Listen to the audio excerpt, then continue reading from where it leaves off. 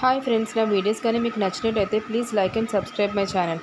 ఈరోజు మేఘ సందేశం సీరియల్లోని భూమికి గగన్కి నిశ్చితార్థం జరుగుతుంది.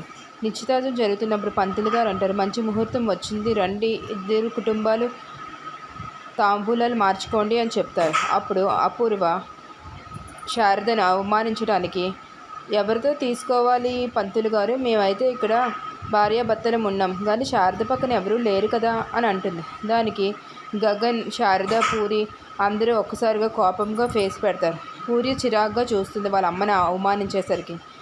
అప్పుడు గగన్ ఆలోచిస్తాడు ఏంటి అని చెప్పి. ఈలోపు ఇక్కడ చూస్తే కేపీ బాధపడుతూ బయట ఉంటాడు. గగన్ అన్న మాటలకి, నాకు ఇష్టమైన భూమి దగ్గర అవుతుంది, నువ్వు ఆ టైంలో పక్కన ఉండవద్దు, నువ్వు బయటికి వెళ్ళిపో అని చెప్తాడు.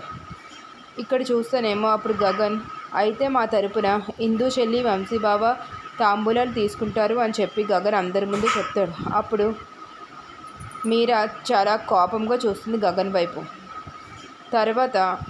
కొంతసేపు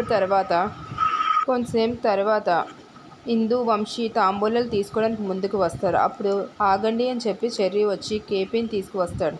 కేపీ, శారద ఇద్దరు కలిసి సంతోషంగా తాంబూలాలు మార్చుకుంటారు.